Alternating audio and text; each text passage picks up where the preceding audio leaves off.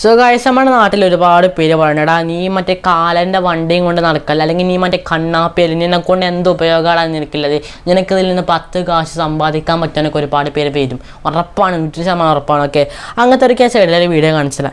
ഇവർ അതായത് ഇതൊരു ജസ്റ്റ് ഒരു മറ്റേ ഇതുണ്ടാവില്ലേ, നമ്മൾ ഈ മാൾ അല്ലെങ്കിൽ എക്സിബിഷൻ അല്ലെങ്കിൽ പരിപാടി അങ്ങനെ സംഭവത്തിനൊക്കെ ഇങ്ങനത്തെ റൈഡേഴ്സ് അല്ലെങ്കിൽ ഇങ്ങനത്തെ കഴിവുള്ളവരെ കൊണ്ടുവന്ന് അങ്ങനത്തെ റൈഡ് ചെയ്യിപ്പിക്കണം, അല്ലെങ്കിൽ അങ്ങനത്തെ ഒരു സർക്കസ് പോലെ സംഭവം ചെയ്യിപ്പിക്കുന്ന ഒരു സ്പോർട്സ് ആണോ അല്ലെങ്കിൽ ഇതൊരു വിനോദമാണോ? ഓക്കെ, സോ ഇവരുണ്ടാക്കണതിൻ്റെ ഒരു പകുതി ഒരു ഗവൺമെൻറ് ജോലിക്കാർ ഉണ്ടാക്കുന്നത് കാണിച്ചു നിങ്ങൾ.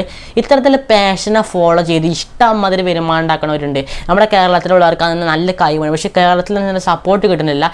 ഒരു ഇത്തിരി വണ്ടി സ്പീഡ് മുന്നൊന്നിച്ച് പോയാൽ അല്ലെങ്കിൽ ഇത്ര സ്പീഡ് പോയാൽ അപ്പം തുടങ്ങും അവൻ കഞ്ചാവാണ്, അവന് കാശിന്റെ കയ്പാണ്. എനിക്ക് വൈകുന്നേരം വണ്ടിയെടുത്ത് ഇറങ്ങുമ്പോൾ റാൻഡം നാട്ടുകാർ ഇതുവരെ പറഞ്ഞുകൊണ്ടിരുന്നത് കാശിന്റെ കഴപ്പാ. എന്നാൽ ചില റാൻഡം നാട്ടുകാർ ഇപ്പോൾ പറയുന്നത് ഇപ്പോഴത്തെ കുട്ടികളൊക്കെ കഞ്ചാവിന് ലഹരിക്കും അടിമകളാണ്.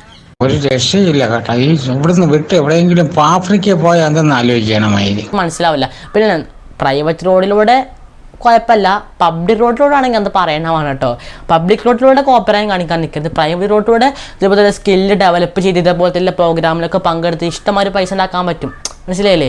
റിസ്ക് ഉണ്ട്, റിസ്ക് എല്ലാ കാര്യത്തിലും ഉണ്ടല്ലോ. പക്ഷേ ഇതിനൊന്നും ഒരു വരുമാനം ഉണ്ടാക്കുക അല്ലെങ്കിൽ ഇതൊരു ജോബായി ഏറ്റെടുക്കുന്ന ഒരുപാട് പേരുണ്ട് കേരളത്തിൽ. ഒരുപാട് പേർക്ക് കഴിവുണ്ട്, പക്ഷേ ആരും അംഗീകരിക്കാൻ തയ്യാറില്ല. അഭിപ്രായം കമൻറ്റ് ചെയ്യുക. ബൈ. എൻ്റെ അഭിപ്രായമാണ്. Okay, by.